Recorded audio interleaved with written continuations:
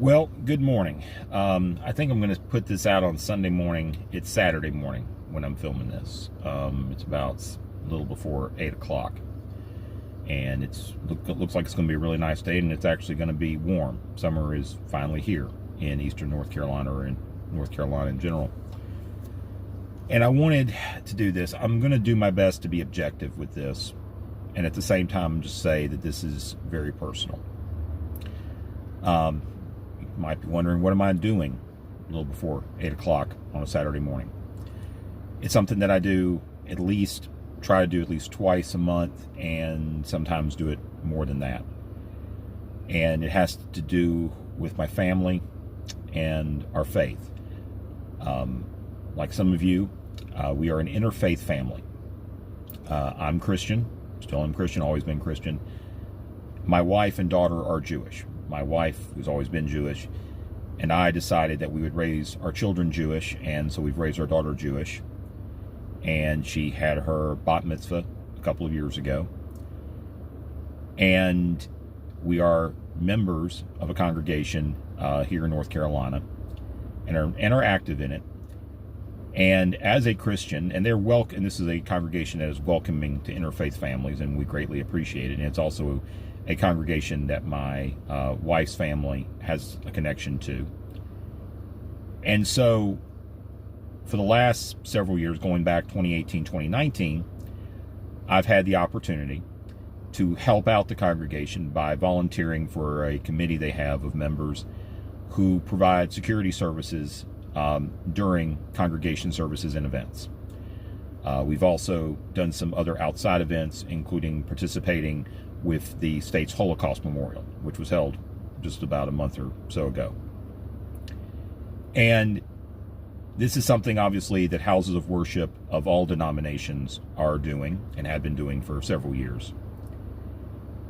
And it's very important. Won't go into specifics about it, but there's very important work that we do to ensure that we can make these services, that we can make the participation in the practice of faith as protected in our Constitution and a fundamental human right, a safe environment for our fellow members.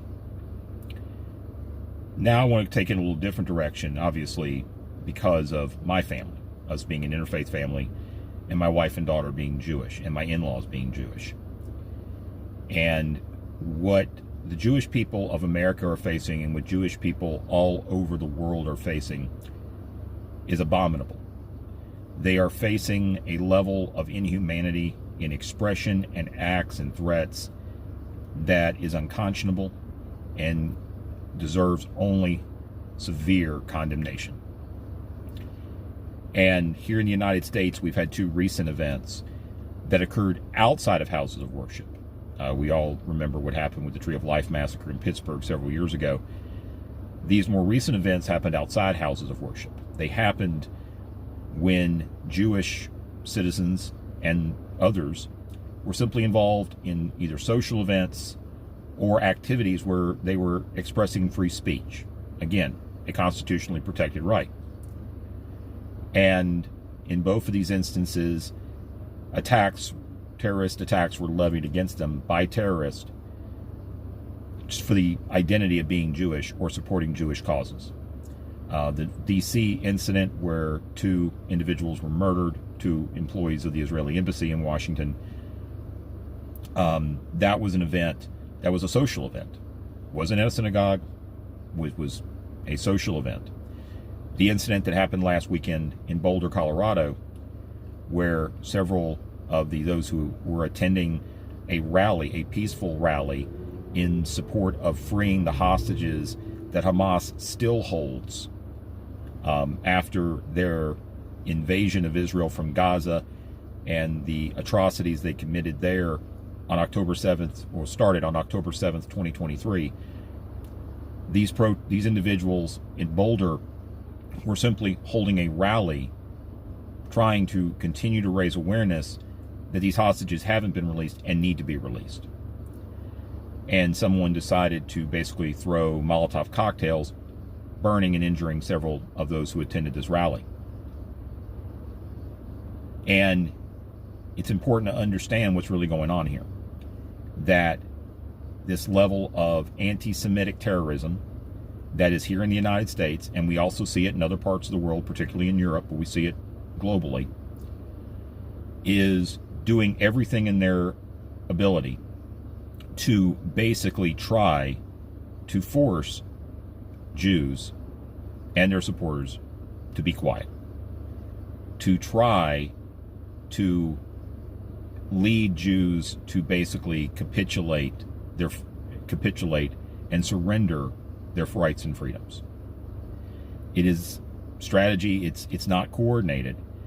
It is simply death by 1,000 cuts, and they are preying on any opportunity where they see vulnerability in being able to lobby an attack. And what that means for the Jewish people is security now has to be considered in an active manner 365 days a year. And that's not acceptable. It is necessary right now. And that is a hard thing to realize. It is necessary now that anytime Jews plan events, they have to think about, how do we secure these events? How do we not only increase the awareness of our attendees and make sure that they're contributing to the security of the event, how do we plan to have visible security there as deterrence? How do we make sure people understand that we're not going to tolerate threats or violence?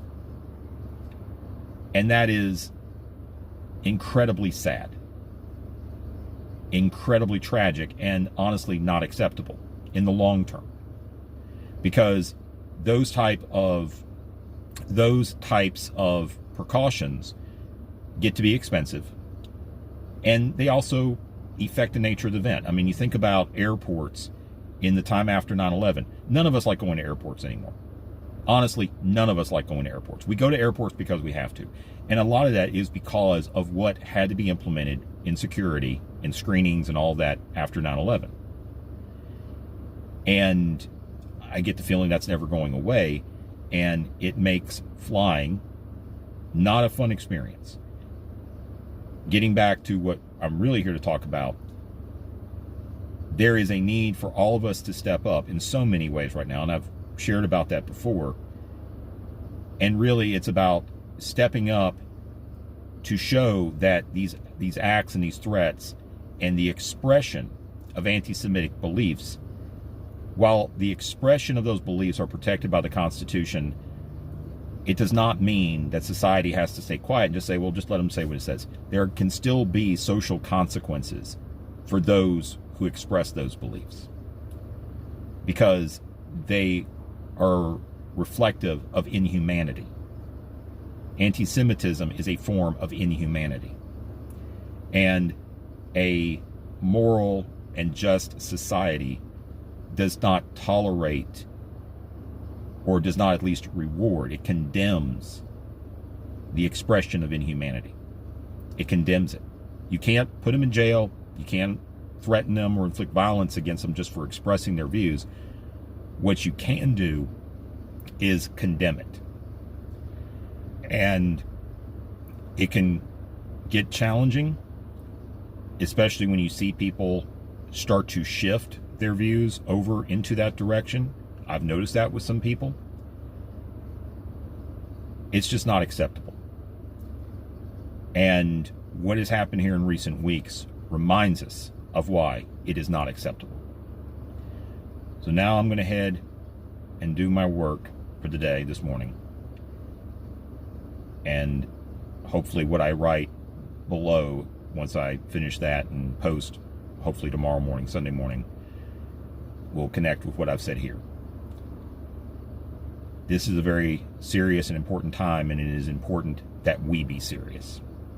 And be serious about what we want our communities and our nation to be, and the example that we set ourselves, because it is an example we want to see emulated across the country.